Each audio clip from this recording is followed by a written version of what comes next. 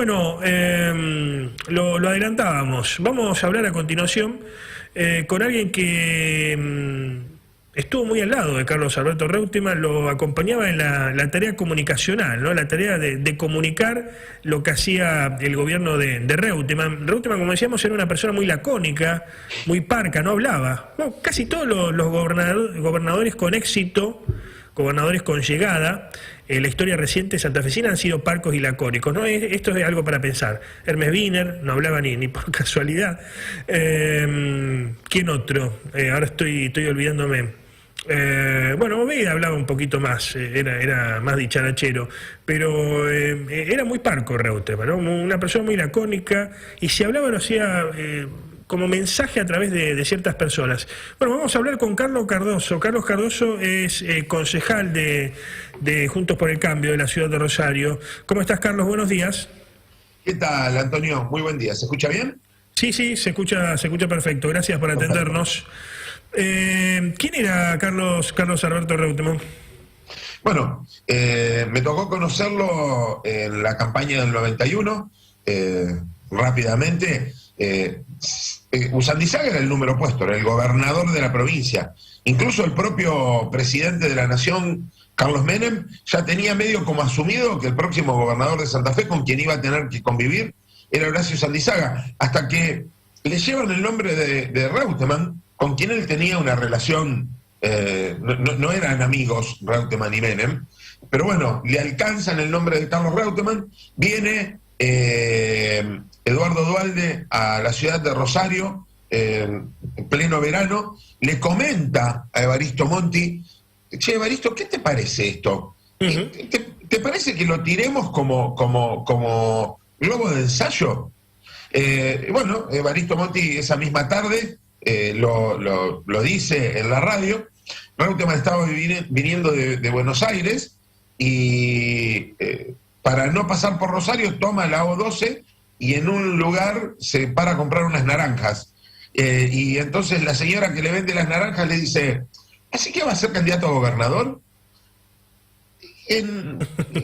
¿Usted cómo lo sabe? No, lo acaba de decir Monti. Bueno, y ahí se armó la pelota, ¿no? Sí. Y bueno, después se empezaron a juntar los avales para presentar el sublema, y cuando se hicieron las primeras encuestas, lógico, un montón de candidatos que iban a ser candidatos dejaron de serlo, porque no tenía sentido que el candidato que se iba a llevar el 70% de los votos peronistas tuviese tanta competencia, ¿no? Quedaron algunos sublemas andando. Sí. Recuerdo el del senador Rubeo, recuerdo el del ya fallecido candidato del oficialismo de Reviglio, Fernando Caimi, y algún otro que quedó dando vueltas, pero indudablemente Reutemann fue la gran aspiradora que se llevó. Volvemos al comienzo. La otra vez me contaba Daniel Alear, yo no sabía, que esto se lo confesó el mismo flaco César Luis Menotti, que el elegido por Menem era Menotti. Pero Menotti es como que no acepta, dice que no quiero entrar en la política, y termina la cosa bandeándose hacia Carlos Alberto Reutemann.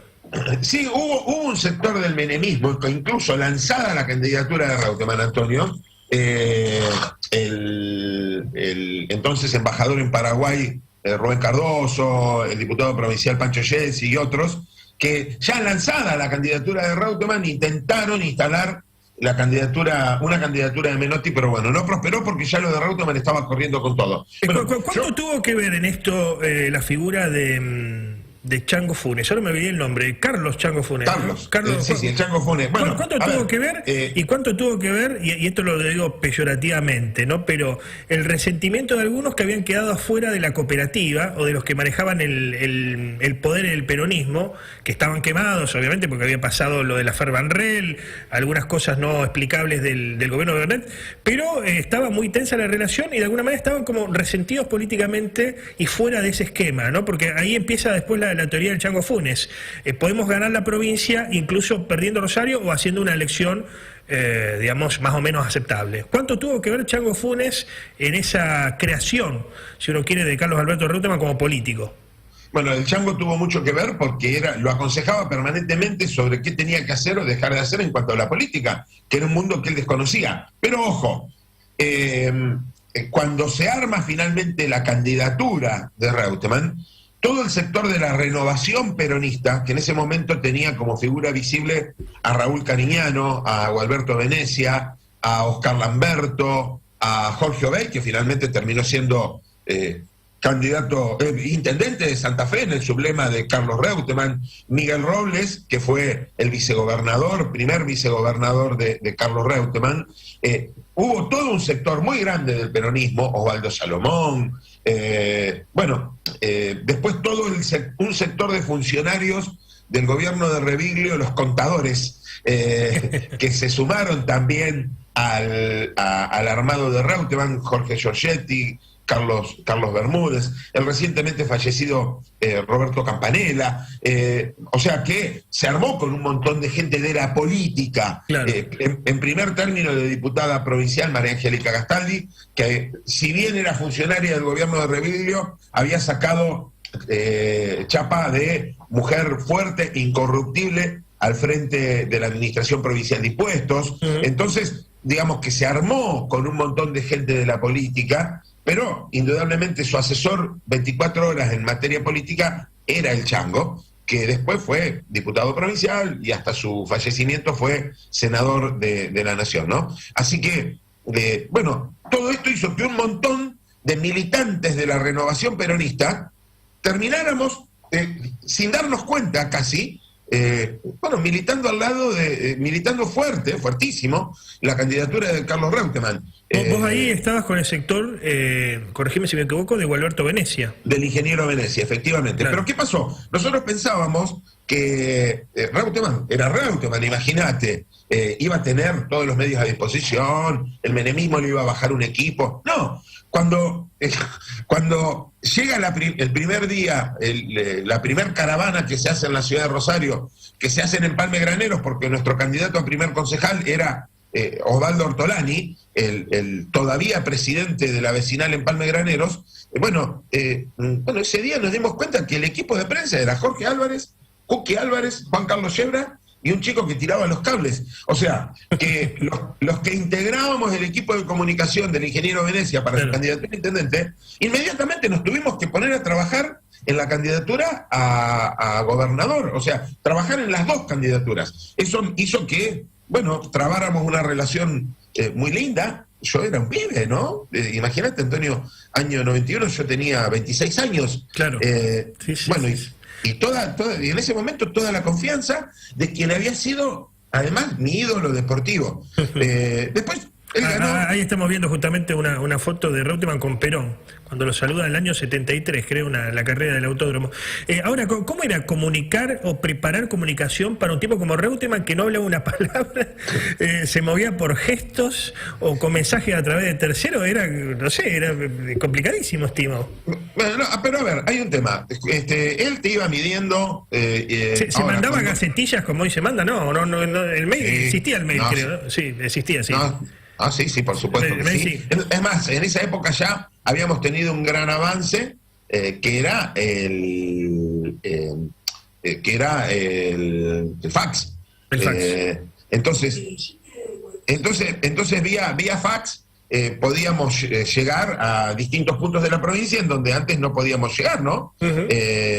Porque vos mandabas el fax a la radio de Villa Minetti y listo. Antes tenías que mandar por sobre las gacetillas y llegaban al día siguiente en el expreso, en el colectivo, ¿no?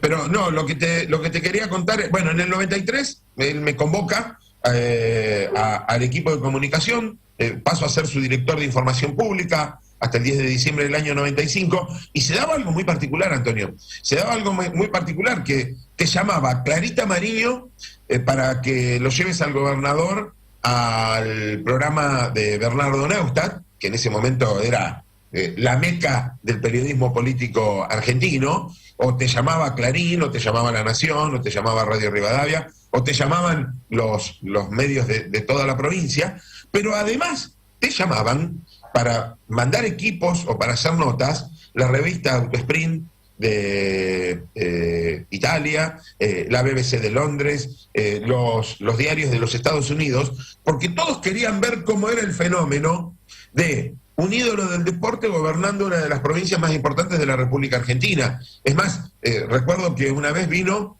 un equipo de USA Today, que es uno de los diarios con más tirada en los Estados Unidos, mandaron un equipo de 2 periodistas y un fotógrafo a seguirlo durante 48 horas. Me acuerdo que justo teníamos una inauguración de viviendas, entonces pudo aprovechar a ver cómo era el contacto con la gente. Y ahí es donde se da el otro tema, ¿no? Esa especie de fascinación que generaba. Tenía un carisma muy especial, ¿no? Tenía... Sí. Yo creo que él se daba cuenta y jugaba un poco con eso también.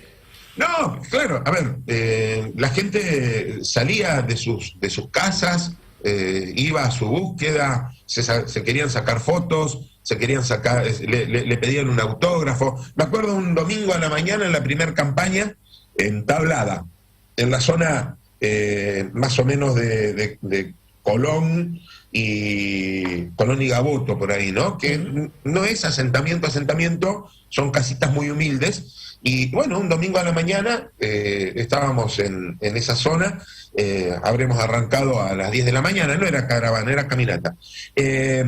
Y la gente, claro, se estaba levantando, y cuando empezó a pasar el rondín diciendo que venía Reutemann, la gente empezó a salir masivamente de la casa, domingo a la mañana, y salía con mate, salía con torta frita, y entonces, pero había carrera. Entonces, él caminaba media cuadra, se metía en una casa, miraba 5 minutos de la carrera de Fórmula 1 y seguía. Y entonces en la puerta de la casa se juntaban 50 personas, claro, porque estaba Reutemann en el barrio. Bueno, todo eso fue generando un... ¿Cómo era la relación?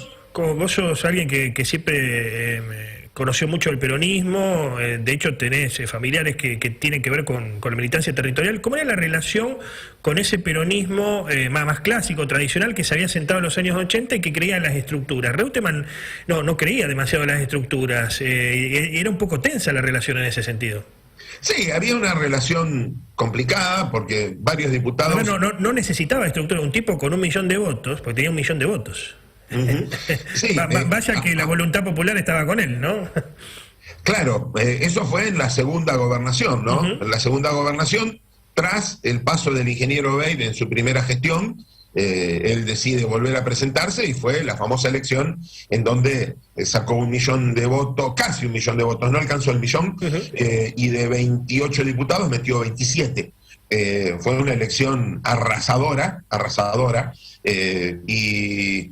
bueno, ahí nuevamente se volvió a sentir ese calor, esa fuerza popular, y después de tantos años, vos fíjate que la enorme elección de Reutemann fue en el año 99, y después en el 2003, más allá de lo que pasó con inundación, crisis económica, poca obra pública, porque nada, se privilegió mantener las cuentas en orden y parar un poco la cuestión de obra pública, arrasa en la elección del senador en el 2003 y ayuda a que Jorge Obeid sea nuevamente gobernador. Pero 20 años después se da la elección más difícil, Antonio, que fue la del 2009, y ese fue otro gran desafío, y fue el punto en donde nos volvimos a encontrar, porque yo había trabajado con su gente durante todo ese tiempo, con sus diputados provinciales, Jorge Laña, Alberto Monti, Jorge Cura, con sus senadores provinciales, Ricardo Espinosa y todo el bloque de senadores, pero no había vuelto a trabajar directamente con él.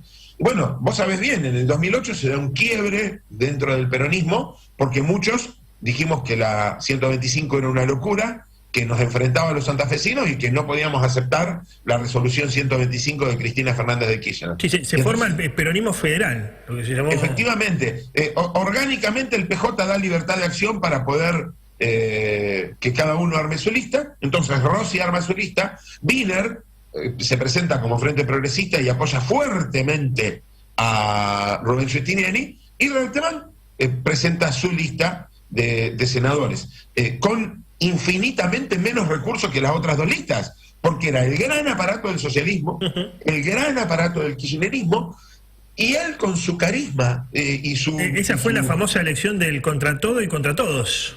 Contra todo y contra todos. Ese fue el discurso en la ciudad de Santa Fe, cuando cerca de la medianoche las cadenas de televisión dan un porcentaje consolidado de votos y bueno, habíamos ganado, por muy poco, pero habíamos ganado contra todo y contra todos. Y fue la famosa elección del cuarteto, ¿no? Cuando, después de mucho insistir, Felipe Magó, muchísimo insistir, se volvió loco para insistir, Tinelli tenía la casa del gran cuñado con los imitadores, Waldo lo imitaba muy bien al Lole, y Felipe, Marcelo querían que el Lole vaya a toda costa. Bueno, tanto insistieron que termina yendo, y Marcelo le dice, che, pero vos no tenés un jingle, algo. Dice, sí, unos muchachos de San Javier me hicieron algo. Entonces ahí Ricardo Espinosi, que estaba con él, le dice a su secretario Enzo, che, Enzo, en el auto nosotros no tenemos un CD de la cumbia. Entonces va Enzo hasta el auto, sale del estudio de Ideas del Sur, va hasta el auto y sí, mirá, dice, acá tenemos el CD. Cuando lo ponen, Tinelli se vuelve loco. Dice, Carlos, vos no estás usando esto para tu campaña. El Lole senador, el famoso. Claro, pero sí, ya lo escuchamos, recién lo escuchamos. Ya era martes a la noche y la elección era el domingo. Bueno, y supuestamente Giustiniani nos estaba comiendo, teníamos el aliento en la nuca. Bueno, se pone el cuarteto cuando aparece Reutemann y ahí explotó todo. Fueron 96 horas que dieron vuelta una elección, Antonio. Se me pone la piel de gallina cuando me acuerdo. Porque martes a la noche, Gustavo Galopo desde Santa Fe y yo desde Rosario, citando a los locutores para grabar a las 5 de la mañana ya los nuevos spots con el cuarteto. Y a las 7 de la mañana en todas las radios de la provincia habíamos levantado toda la publicidad convencional que habíamos preparado y en todas las radios de la provincia empezó a sonar miércoles, jueves, viernes hasta las 8 de la mañana el cuarteto. Así como Reutemann fue una persona muy querida por muchos, fue muy odiada y denostada por otros, y los que lo odian o lo denostan siempre, incluso ayer, respetando poco su duelo, el duelo de la familia.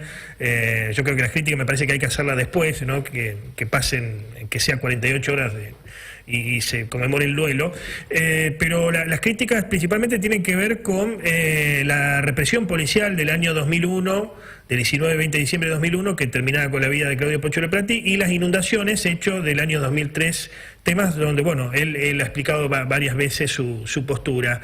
¿Qué se puede decir al respecto sobre ese Reutemann criticable, y si estas críticas que le hacen fueron de alguna manera fogoneadas en su momento por el socialismo que gobernaba Rosario, ¿no? Y bueno, y manejaba Rosario, evidentemente?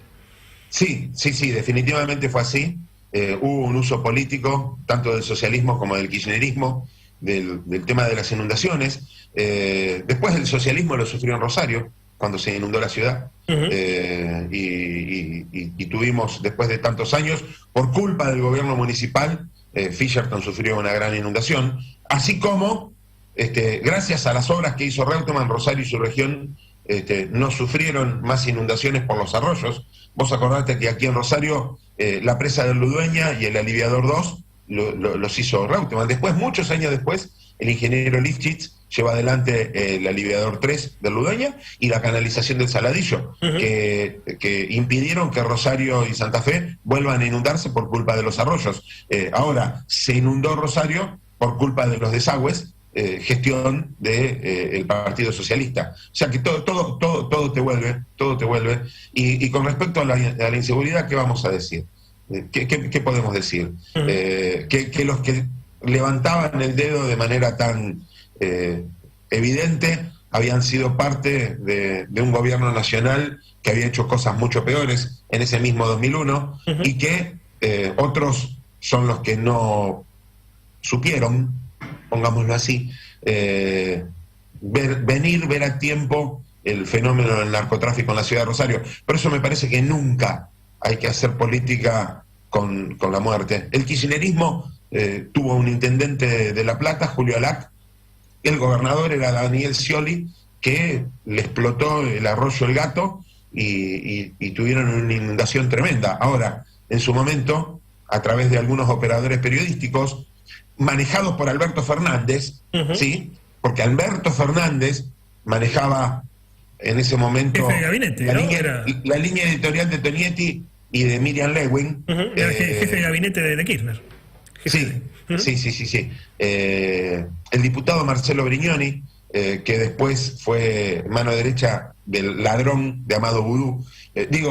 Me parece que nunca es bueno que la política llegue a niveles de degradación en donde te decís cualquier cosa. Hay que tener mucho cuidado. Puede ser que alguna obra no se haya concluido a tiempo. Hubo también una enorme crisis económica en Argentina entre el 99 y el 2001, que hizo que muchas obras que estaban planificadas tuvieran que ralentizarse. Esto fue así, Antonio. Sí, pero bueno, sabemos que todos los que estamos en política sabemos que estamos expuestos a que un montón de gente no esté de acuerdo con nuestras posiciones, ¿no? Sí, y fue también lo que pasó con Reutemann, y él después de la inundación del 2003, ganó en el 2003, ganó en el 2009 y ganó la minoría en el 2015 de la mano de Mauricio Macri. Y una última cosita, sé que estamos repasados, pero una última cosita. Ahí veo que algunos lo ligan con el menemismo o intentan exponerlo como el fiel representante del menemismo en la provincia de Santa Fe. El candidato del menemismo era Caballero. Bueno, eso era lo que quería decir. Desde el año... que era progresista, teóricamente aparecía como progresista. Se vendía como progresista. Desde el año 91 hasta el año 2003, Reutemann tuvo la teoría política de alambrar la provincia de Santa Fe. Que lo que pasa en Santa Fe se decida en Santa Fe. Y en dos oportunidades, fue el único que tuvo los cojones, 2 oportunidades, de enfrentarse a Carlos Menem. Cuando Menem, en el 93, le dice, bueno, la senadora por la provincia de Santa Fe tiene que ser nuevamente Liliana Gurdulich. Y Reutemann le dice, no, al senador lo voy a poner yo. No, que no, que sí, que no, que no. Bueno, finalmente se fue a una interna en donde Jorge Massad le gana la interna contundentemente a José María Bernet. Liliana Gurdulich ni se presentó.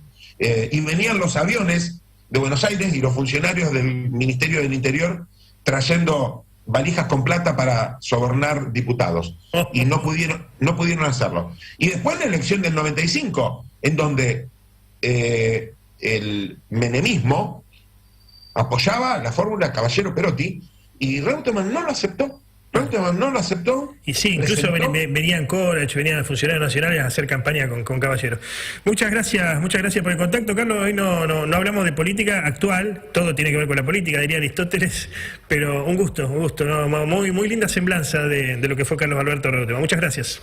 No, gracias a vos. Y bueno, perdón, nos recontrapasamos, no había visto la hora, pero se había puesto linda la charla. Muchas gracias, adiós.